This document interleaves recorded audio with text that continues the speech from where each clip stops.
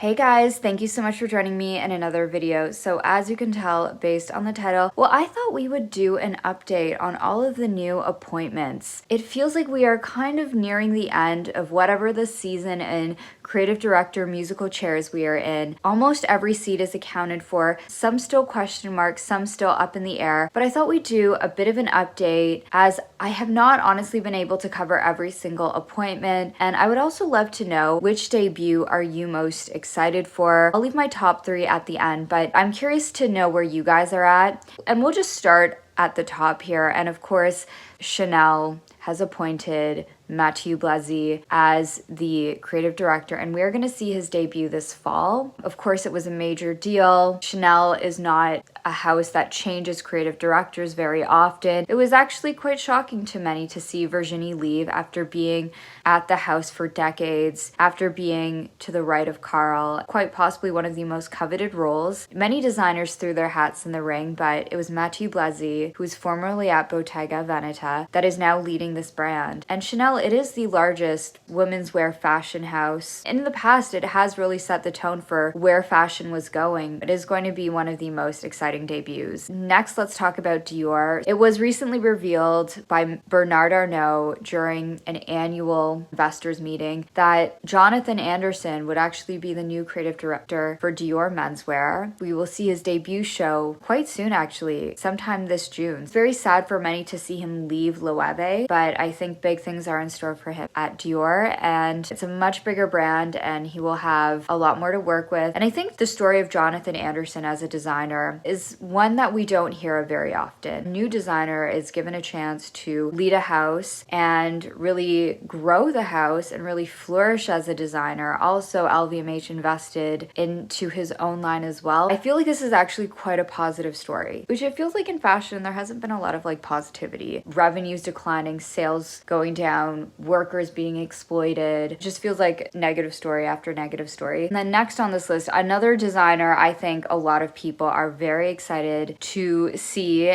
what he does is Demna for Gucci. And this was one of, I think, the most surprising appointments. But when thinking about where Kering was at and the pressure I think Kering has been feeling for some time, I recently talked about the last Gucci show. It's definitely a collection I think many people are excited to see. Demna is somebody that has a huge following, but I also feel like he's a very divisive designer. He's somebody that not a lot of people like either. Controversy aside, while he has a lot of people that love his aesthetic, a lot of people also hate his style. I think whatever he's going to do, it's going to be quite shocking. As I've said before, Gucci is a brand that has done well when they've been quite controversial, and I think Demna is the kind of designer that likes to be on the controversial side. It'll definitely, again, be a brand people talk about. Next on this list is Celine. Of course, Eddie stepped down end of last year, and it has also just been recently revealed he's going to start his own publishing company. I just did a video on that. But Michael Ryder is now the creative director, and we are going to see his first show early July. I think appointment like Michael Ryder, unlike a lot of the other designers, we know the style of Demna, we know Jonathan Anderson, we know Mathieu Blazy. Michael Ryder is somebody that we haven't seen his own collection, his own voice. Yes, he led the creative direction at Polo Ralph Lauren, which is Ralph Lauren's diffusion line, but this will be his own vision, leading the brand. I, as somebody who has really enjoyed Celine from various eras, I wonder what he's going to do. I wonder if he's going to take a completely different direction, the way Eddie just completely changed Celine from what Phoebe did. Or I wonder if it is going to be a return to the Phoebe Philo era, as he did work for her at Celine for a decade. I wonder if we're going to see that. I get the sense that he was behind a lot of the more artsy expressionist aspects of Celine.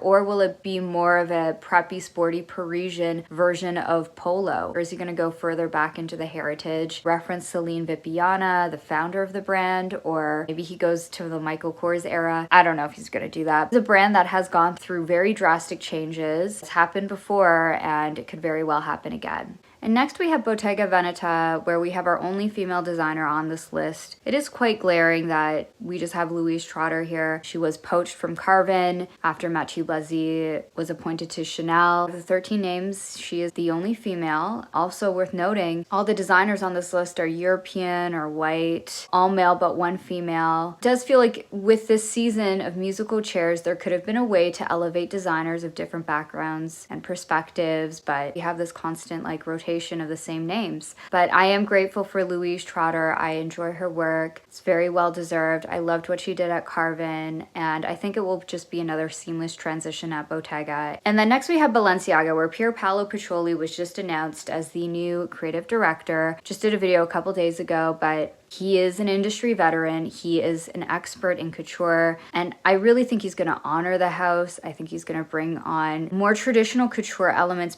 back to the brand, but he'll make it in a way that feels contemporary. He's known for his beautiful, voluminous, colorful dresses, and I think there's just a beautiful romance about his work. And I feel like he's a designer that we just don't see that much of in 2025. A designer that speaks to women in this kind of traditional couturier sort of way. Like, I was just reading a quote from Cristobal Balenciaga where he stated, "A woman has no need to be perfect or even beautiful to wear my dresses. The dress will do all that for her." And just this kind of sentiment that designers wanted to create fashion that was just beautiful. I think about how Saint Laurent said he wanted to make dresses for women who hadn't found love and they can find comfort in his work. Or Dior, when he said women and flowers were divine creations. Like, maybe sounds super cringe in our online 2025 meme era, where I feel like expressing this kind of affection is seen as cringe, but it's just this kind of affection and emotion that is really missing in fashion. And I think with Pier Paolo Pacioli, there is that emotion, there is that romance. Next on this list is Loewe. So we've got Lazaro Hernandez and Jack McCullough, formerly of Proenza Schouler. They both have left their brand to lead Loewe, and again have two major established names taking over a house. I think LVMH and Kering as well, they're in a place where they want established designers that have proven track records. I was even just looking at some of Proenza Schouler's earlier works that had quite like an edgy, that kind of New York edgy artsy style of the late 2000s, early 2010s. That style I always think of as very Proenza Schouler, and I see like there are a lot of parallels with that era and a brand like Loewe. Proenza Schouler is a brand that is interested in experimentation with materials and fabrications. And I understand why they were picked for Loewe. Next we have Versace, and this is another major story.